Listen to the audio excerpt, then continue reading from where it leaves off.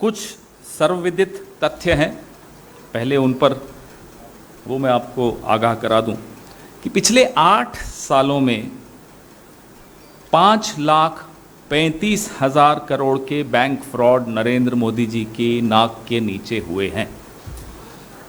5,35,000 करोड़ के bank fraud पिछले 8 सालों में नरेंद्र मोदी जी की नाक के नीचे हुए हैं। तथ्य नंबर 1।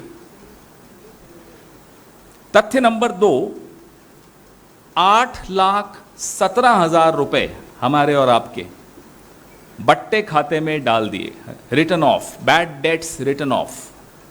ये सब 8 साल के हैं। ये तथ्य नंबर 2 है। 8,17,000 crore rupees have been waived off, written off, 8,17,000 crore रुपए। तथ्य नंबर 3, बैंकों की जो एनपीएज हैं 21 लाख करोड़ का उसमें इजाफा हुआ है।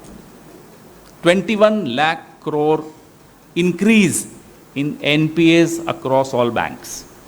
ये 3 तथ्य पूरे 8 साल की दास्तान बताते हैं, हमारी अर्थव्यवस्था की दास्तान, हमारी सामाजिक अशांति की दास्तान, और इस सरकार का रिपोर्ट कार्ड इन 3 तथ्यों में आपको सुनाई दे जाएगा।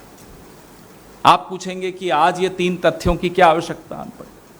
इसलिए आई कि जो 75 सालों में सबसे बड़ा बैंक फ्रॉड हुआ, 22,842 करोड़ रुपए का, एबीजी शिपयार्ड, ऋषि अग्रवाल, ये नाम आप सबको मालूम है क्योंकि इसी मंच से कई बार वो नाम लिया गया। 75 साल का सबसे बड़ा बैंक फ्रॉड भी इसी 8 साल में सामने आया, इसी 8 साल में हुआ। आप कहेंगे ये भी नई बात नहीं है, होते रहते हैं पिछले 8 साल में। आपको हम ही ने यहां से इतने बैंक फ्रॉड बताए, नीरव मोदी, अन्य अनेक विजय माल्या, अनेक नाम आपके सामने हम यहां से बैठकर, हमारे कोलीग्स ने और हमने बैठकर यहां आपको दिए हैं। लेकिन यह पहली बार हुआ कि 5 साल के विलंब के बाद गबनकर्ता को पूरे मौके दिए जाते हैं कि तुम्हें भागना है तो भाग जाओ, तुम्हें कुछ अपना ठिकाने लगाना है, जो वो ठिकाने लगा दो, जो भी आपको अपना मेस सॉर्ट आउट करना है। They gave 5 years to the man who defrauded 28 banks. They gave him 5 years to sort out his mess and run away. यह भी पहली बार हुआ। जब यहां से इस देश के प्रमुख विपक्षी दल ने दबाव बनाया कि साहब आप एक्शन क्यों नहीं ले रहे, आप हैरान होंगे साथियों कि एसबीआई, जो कि हमारा लीड बैंक है, स्टेट बैंक ऑफ इंडिया, उसने एक बार नहीं 2 बार सीबीआई को शिकायत लिखी, लिखकर भेजी, उस पर कोई कार्रवाई नहीं हुई, अरसा गुजर गया। एबीजी शिपयार्ड का आखिर रिश्ता क्या है प्रधानमंत्री से? क्यों सीबीआई एसबीआई की शिकायत के बावजूद एफआईआर दर्ज कराने में सालों लगा देती, हफ्ते नहीं, महीने नहीं, सालों लगा देती? जब कांग्रेस पार्टी का दबाव बढ़ा तब जाकर सीबीआई ने एफआईआर लॉन्च की। स्मरण रहे, आप सबको मालूम ही है कि 1 अगस्त 2017 को जब एबीजी शिपयार्ड का एनसीईआरटी में दिवालिये की कार्रवाई शुरू हुई, तब भी कांग्रेस पार्टी ने प्रेस कॉन्फ्रेंस की 15 फरवरी 2018 को रणदीप जी ने की थी, मुझे याद है, और सरकार को चेतलाया था कि अग्रवाल जी भागने वाले हैं। कहा था, स्पष्ट शब्दों में कहा था कि ये भी जाने वाले हैं, रोक लीजिए अगर रोक सकते हैं। और हैरानी की बात यह है कि 8 नवंबर 2019 को एसबीआई ने पहला पत्र लिखा सीबीआई को, तारीख याद रखिए, 8 नवंबर 2019, एबीजी शिपयार्ड के विरुद्ध एफआईआर करने का उसमें निवेदन किया। सीबीआई ने कुछ नहीं किया। अगली चिट्ठी गई 25 अगस्त 2020 को, एसबीआई ने दूसरी चिट्ठी लिखी सीबीआई को, Two letters by SBI to CBI, one dated 8th November 2019 and the other dated 25th August 2020. SBI is the lead bank of India. Let's not even talk about RBI. वो चुपचाप बैठा है, RBI कुछ नहीं बोलते, वो न बुरा देखते हैं, न बुरा सुनते हैं, न उस पर कोई टिप्पणी करते हैं, शांत रहते हैं। सीबीआई ने तब भी कुछ नहीं किया। आपको याद दिला दूं, ये बड़ा महत्वपूर्ण तथ्य है जो शायद आप छाप नहीं पाएंगे, लेकिन मेरा फर्ज है कि मैं आपको बोलूं। 2007 में गुजरात में एक मुख्यमंत्री हुआ करते थे, नरेंद्र मोदी जी। 2007 में नरेंद्र मोदी जी ने इन्हीं ऋषि अग्रवाल को out of turn 1,21,000 square metre जमीन सूरत के इंडस्ट्रियल एरिया में अलॉट कर दी थी और सीएजी ने आपत्ति दर्ज की थी। आउट ऑफ टर्न 1400 रुपए प्रति स्क्वायर मीटर की जमीन 700 रुपए में दी है। मैं नहीं बोल रहा, सीएजी ने बोला, लेकिन तो मोदी जी थे, सीएजी उनके सामने क्या है। आज देखिए ना, सीएजी चुपचाप कहीं, माफ कीजिएगा, दूम हिलाता हुआ बैठे हैं सीएजी संस्था। कुछ नहीं, एक शब्द नहीं निकलता आप सीएजी के मुंह से, ना आपके चैनल्स पे ब्रेकिंग न्यूज आती है, ड्राफ्ट रिपोर्ट लीक्ड, कुछ नहीं, शांति, पिन ड्रॉप साइलेंस। ये संस्थाओं की हालत है। और क्यों है? क्योंकि ऋषि अग्रवाल भागेगा कैसे? अगर सीएजी सक्रिय हो जाएगी, सीबीआई सक्रिय हो जाएगी, दोस्तों के खिलाफ सक्रिय हो जाएगी, तो कैसे भागेंगे दोस्त? कोरिया जाते हैं मोदी जी तो ऋषि अग्रवाल को साथ ले जाते हैं। मनमोहन सिंह जी जब विदेश जाते थे पत्रकारों को साथ लेकर जाते थे। ये साहब जब विदेश जाते हैं तो उद्योगपतियों को साथ लेकर जाते हैं। फोटोज हैं, पब्लिक डोमेन में सब है। वाइब्रेंट गुजरात समिट में ऋषि अग्रवाल जी सक्रिय भूमिका, 22,000 करोड़ लगाऊंगा जी। पता नहीं कितने लगाए कितने नहीं लगाए, गुजरात में जाके पूछिए, आपको असलियत मालूम पड़ जाएगी। सीएजी रिपोर्ट्स उठा के देख लीजिए, क्योंकि तब कानून का शासन चलता था इस देश में। सीएजी रिपोर्ट्स आती थी, हमारे खिलाफ भी आती थी, इनके खिलाफ भी आती थी। हम उन्हें गंभीरता से लेते थे। इन्होंने आकर, शायद वो हमारी गलती थी कि हम सीएजी को गंभीरता से लेते थे, इन्होंने आकर वो गलती सुधार दी। अब सीएजी सुबह उठते हैं तो इनसे पूछकर उठते हैं कि लेफ्ट पांव नीचे रखूं या राइट पांव रखूं या उठूं ही नहीं, या सोता ही रहूं। और अनुमति मिलती ही नहीं है उठने की, जागने की, तो सोते ही रहते हैं सीएजी। यही हाल सीबीआई का है। तो एबीजी शिपयार्ड को बचाकर यहां से भगाने में सबसे सक्रिय भूमिका अगर किसी की रही है, तो जो प्राइमा फेसाई दिखता है वो माननीय नरेंद्र मोदी जी की रही है। ऐसा कैसे हो सकता है कि एसबीआई सीबीआई को चिट्ठियां लिख रही है, कोई एक्शन नहीं हो रहा? फिर हम भी सोचते हैं क्यों हो रहा है, तो याद आता है 2007, 1,21,000 स्क्वायर मीटर जमीन, वाइब्रेंट गुजरात समिट, कोरिया की वो यात्रा, और वो तमाम रिश्ते सामने उजागर होते चले जाते हैं।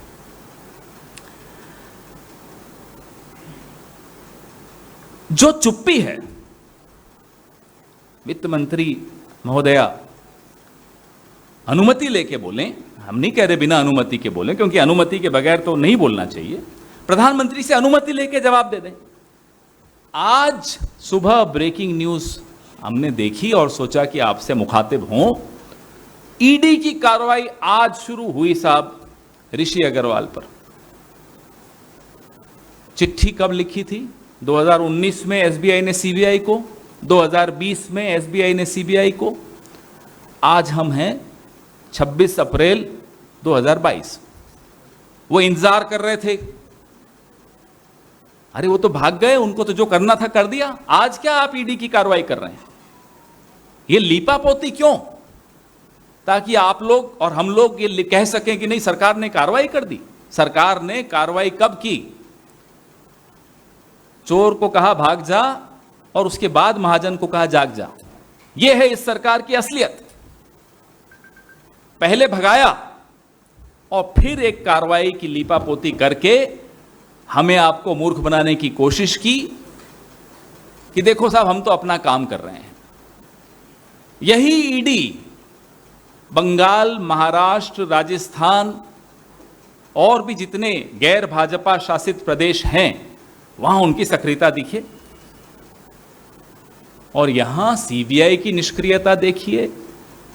Look at the inactive CBI, the inactive CAG, the inactive ED, the inactive Income Tax Department. Suddenly, everybody is quiet.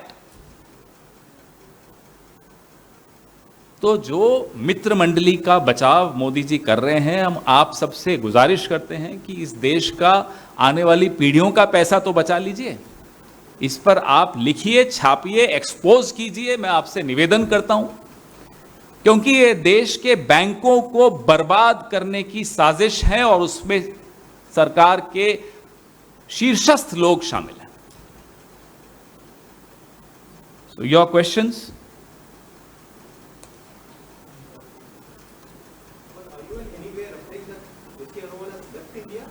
We don't know. That's for the government to know. Where is he?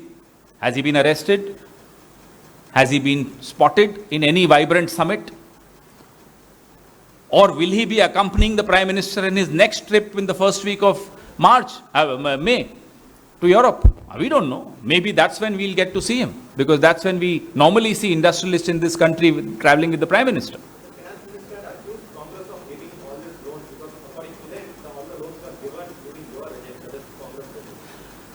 Giving loans is the primary duty of banks.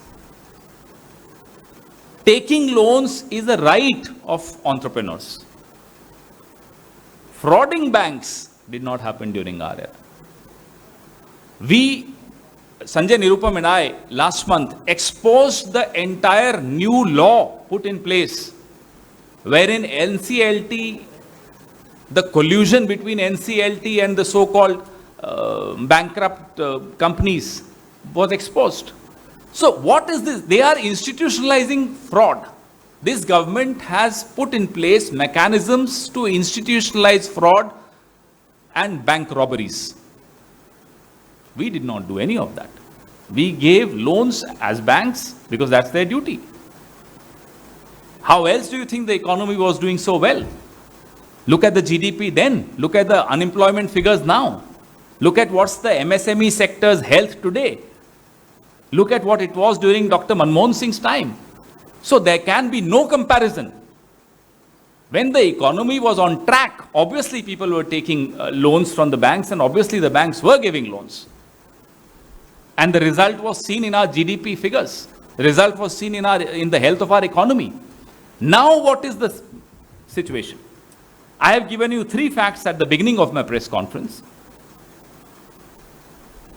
And yet, the state of the economy is for everyone to see. On the same lines, even last year, banks had filed a complaint against Reliance Communications, that is Anil Ambani's company, but till date, the agencies have not registered any case. Obviously. Are you suspecting that there is some kind of a role from the government in directing the agencies? No, you just compare. Just compare the hyperactive CBI, ED, and other agencies in Maharashtra, and look at their total inactivity in the same state against friends of Mr. Narendra Modi. So it's not even rocket science. It's for everyone to see, whether you are interested in politics, whether you are a journalist, whether you are a spokesman or not. It's for everyone to see from naked eye what is happening in this country today. आइए.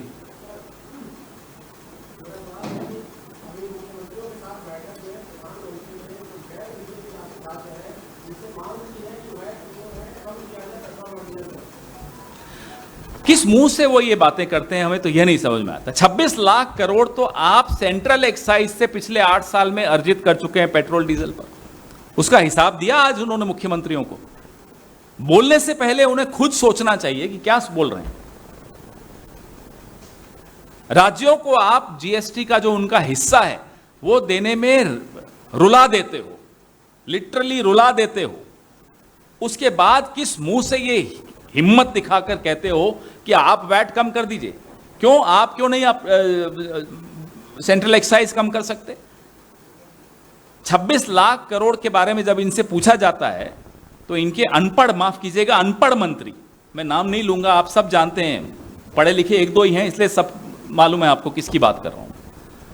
इनके अनपढ़ मंत्रियों में से एक आकर कहता है कि ये जो वैक्सीन लग रही है इस पैसे से लग रही है, रणदीप जी और प्रणब जी ने एक दिन बैठकर कैलकुलेट किया कि वैक्सीन पे कितना खर्चा आया, उसका 1.5-2% वैक्सीन पे खर्चा आ गया, चलिए मान लेते हैं। दूसरा अनपढ़ मंत्री आकर कहता है नहीं नहीं नहीं, वैक्सीन पे नहीं हो रहा, ये जो मुफ्त अनाज दिया जा रहा है उस पर हो रहा है। ये दोनों भाई फिर बैठ गए, ये लोगों को भी है ना, बैठकर कैलकुलेट करते रहते हैं। फिर मालूम पड़ा कि चलिए 4% उसका हो गया। तीसरा मंत्री आकर कहता है नहीं नहीं नहीं, सड़कें बन रही हैं इससे। फिर इन्होंने कैलकुलेट किया, 10% वो भी निकाल दो।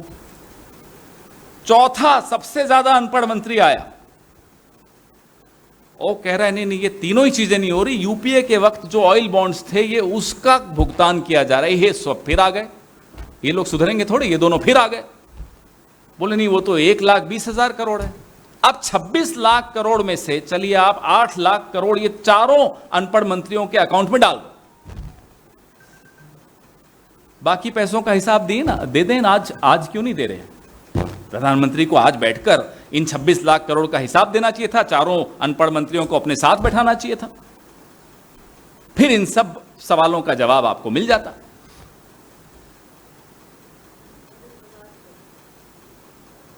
$26 लाख करोड़ 8 साल।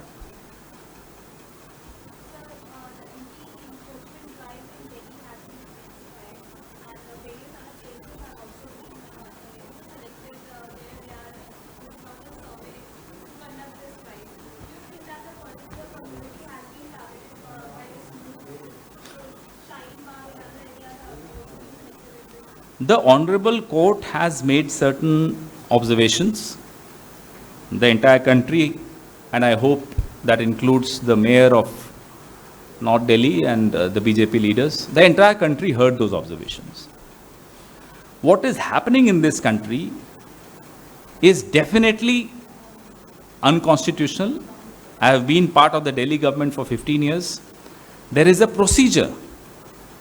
Demolition also is preceded with a procedure. Ask them if they followed that procedure and you'll get your answers. Sir, चुनावी रणनीति का प्रचार पिछोड़ से जो बातचीत चल रही थी पार्टी की, जिसके बारे में खबर है इन्होंने ठुकरा दिया आपका ऑफर, तो जिज्ञासा है लोगों में कि किस वजह से ये बातचीत टूट गई और पीछे क्या चाहते थे कांग्रेस से जो कांग्रेस ने नहीं किया, जिस वजह से उन्होंने अस्वीकार कर दिया। देखिए, जब कांग्रेस की हम बात करते हैं तो व्यक्तियों से ऊपर उठ के बात करते हैं। जब आप भारत की बात करते हैं तो भारत के किसी एक व्यक्ति की बात नहीं करते, पूरे भारत की बात करते हैं, भारत के पूरे चरित्र, सिद्धांत, मूल्यों की बात करते हैं। ठीक उसी तरह जब हम कांग्रेस की बात करते हैं तो जिन मूल्यों से भारत की कश्मीर से कन्याकुमारी तक की जो पहचान विश्व में बनी है, उन्हीं मूल्यों से कांग्रेस की पहचान इस देश में है, आज से नहीं 137 सालों से है। वो व्यक्तियों से ज्यादा महत्वपूर्ण है। मैं जब बोलता हूं कि कांग्रेस पार्टी व्यक्ति से बड़ी है तो उसका अर्थ वो राहुल गांधी हो, प्रणब जी हो, पवन खेड़ा हो, कोई हो, वो उन सबसे बड़ी है। कांग्रेस पार्टी हर गली मोहल्ले में, गांव ढाणी में अपनी मूल्यों और सिद्धांतों की वजह से एक पहचान बनाई है। कांग्रेस की सरकारों ने जो पहचान बनाई है पिछले 70 सालों में, वो अपना काम करके जो छाप छोड़े हैं लोगों के दिलों पर, वो है पहचान उसकी। तो अब अलग अलग वक्त में रणनीतिकारों से भी मुलाकात होती है, आप जैसे साथियों से भी सुझाव आते हैं। आप अभी भी कोई सुझाव देंगे तो हम जरूर लेंगे, ग्रहण करेंगे, आप दीजिए। अब उसमें आप कह देना कि भाई वो क्या उन्होंने मांगा, क्या आपने नहीं दिया, क्यों उन्होंने ठुकराया, ये बातें बिल्कुल महत्व नहीं रखती, क्योंकि जो लार्जर पिक्चर जिसको हम अंग्रेजी में कहते हैं, जो एक बड़ा परिदृश्य है, वो क्या है? वो है कि राष्ट्र निर्माण की जो एक सतत प्रक्रिया है, उसमें एक ऐसा लगता है कि ठहराव आ गया, रुक गई है राष्ट्र निर्माण की प्रक्रिया पिछले 8 सालों में। और वो संघर्ष, और ये बात मैं कई बार खुलकर भी कहता हूं कि कांग्रेस जब जब संघर्ष के रास्ते से थोड़ी सी भी भटकी है, उसने सत्ता गंवाई है। हमें मालूम है कि कैसे संघर्ष के रास्ते पर वापस आना है। बड़ी पार्टी है, विशाल पार्टी है, और आप गाड़ी भी चलाते हैं तो जितनी बड़ी गाड़ी होती है उसको मैन्यूवरेबिलिटी में टाइम लगता है, मोड़ने में भी टाइम लगता है, रोकने में भी टाइम लगता है, स्पीड में भी टाइम लगता है। ठीक वैसे ही इतनी बड़ी पार्टी जब कोई निर्णय लेती है, वो निर्णय कोर्स करेक्शन का भी हो सकता है, उसको समय लगता है। लेकिन हम एक एक कांग्रेस का कार्यकर्ता सजग हैं अपनी इस ऐतिहासिक जिम्मेदारी को लेकर कि हमें राष्ट्र निर्माण की जो सतत प्रक्रिया है उसको फिर से प्रारंभ करना है, और ये देश प्रतीक्षा कर रहा है। मैं ये बात बड़ी जिम्मेदारी से कह रहा हूं, ये देश प्रतीक्षा कर रहा है, आप सब प्रतीक्षा कर रहे हैं कि कब कांग्रेस फिर से अपने संघर्ष वाली शैली में पूरी तरह से आ जाए। हमारे जो नेता हैं वो पूरी तरह से संघर्ष कर रहे हैं, हम सबको भी उसी तरीके से संघर्ष के रास्ते पे आना होगा। यह देश फिर से प्रगति के रास्ते पर चलेगा, यह मैं आपको वादा कर सकता हूं।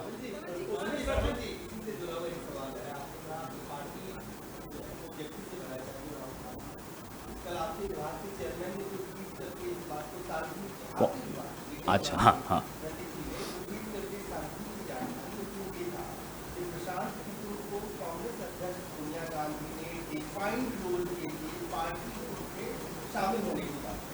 जिसको उन्होंने स्वीकार किया। क्या प्रशांत किशोर की व्यक्तिगत महत्वाकांक्षा इतनी बड़ी थी कि जो ऑफर कांग्रेस प्रेसिडेंट उनको दिया गया, और तभी दिया गया होगा कि प्रशांत किशोर के प्रेजेंटेशन से कांग्रेस पार्टी कन्विंस। तो क्या उस व्यक्ति की व्यक्तिगत महत्वाकांक्षा की वजह से ये जो डायलॉग था या ये जो अलाइनमेंट था ये टूटा? नहीं, इस आप पहले सारे पूछ लीजिए, फिर एक ही बार जवाब देते हैं। आप भी कुछ पूछिए ना। अरे आपने क्या समझ रखा है?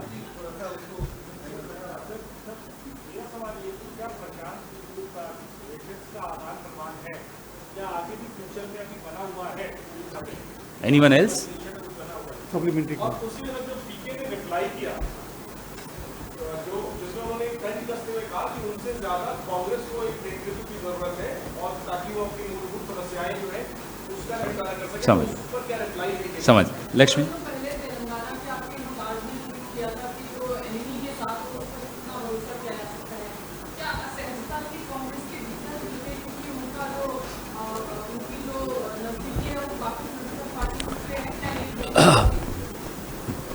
वैसे मैंने आपको इस पूरे प्रकरण के शुरू में ही बोल दिया था कि कांग्रेस पार्टी और भारत दोनों व्यक्तियों से बड़ा होता है, लेकिन चूंकि आपके सारे सवाल व्यक्ति पर ही हैं, तो महत्वाकांक्षा के विषय में मेरे को नहीं लगता कि इसमें में कोई उत्तर बनता है।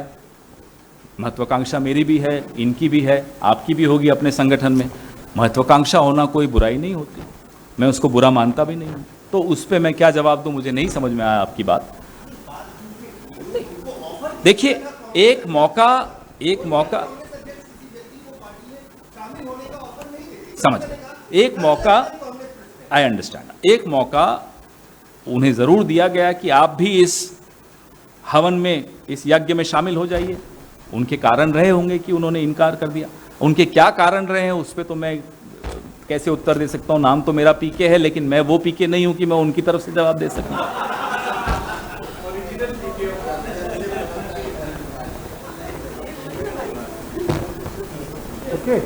हो गया, आपको भी जवाब तो मिल ही गया लगभग।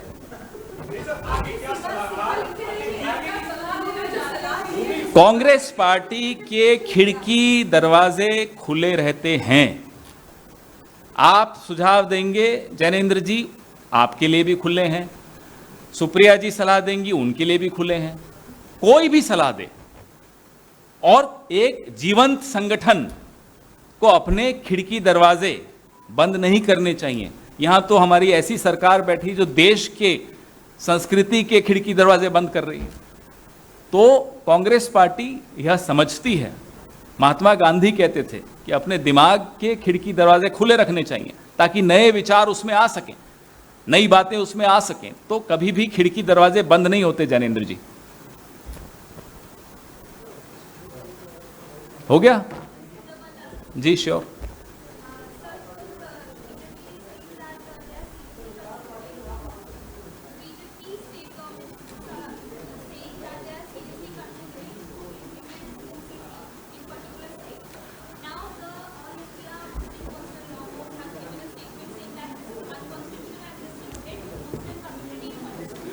there has been a concerted effort, not from today, not from yesterday, not from 2014, but from 1925, to make sure that India stays divided. That effort, I am afraid, comes from Nagpur.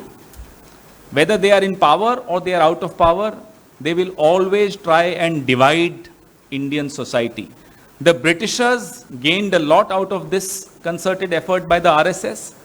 I don't know which country today is getting the advantage of these efforts by the RSS. ये हिंदुस्तान को बांटने की जो प्रक्रिया है वो आज से नहीं शुरू हुई, 2014 से नहीं शुरू हुई है, 1925 से जब से आरएसएस का जन्म हुआ है तब से चल रही है। तब अंग्रेजों को लाभ पहुंचता था, आज किस देश को लाभ पहुंचाना चाह रहे हैं हमें नहीं मालूम, कम से कम ये जरूर जानते हैं कि भारत को तो नुकसान हो रहा है। धन्यवाद। प्रधानमंत्री ने सभी राज्यों से अपील करी है कि वो के ऊपर टैक्स हटाएं, कोऑपरेटिव फेडरलिज्म की स्पिरिट को देखते हैं। ये कोऑपरेटिव फेडरलिज्म प्रधानमंत्री को समझा दें कि ये वन वे ट्रैफिक नहीं होता, ये टू वे ट्रैफिक होता है। केंद्र में आप सरकार में बैठे हैं, जैसा कि मैंने पहले बताया, 26 लाख करोड़ आप सेंट्रल एक्साइज से पेट्रोल डीजल पर कमा चुके हैं 8 सालों में, उसका पहले हिसाब दीजिए और फिर दिल बड़ा दिखाते हुए उसको बांटिए, उपभोक्ता को उसका लाभ दीजिए। नुकसान आम उपभोक्ता का हो रहा है। आप जीएसटी का जो राज्यों को मिलने वाला हिस्सा है वो देने के लिए, जो उनका हक है, वो संवैधानिक हक है उनका। GST is a constitutional amendment, don't forget. संवैधानिक हक देने के लिए आप उनको रुला रुला के वो संवैधानिक हक देते हो, फिर किस मुंह से आ जाते हो बोलने की वैट कम कर दें। धन्यवाद।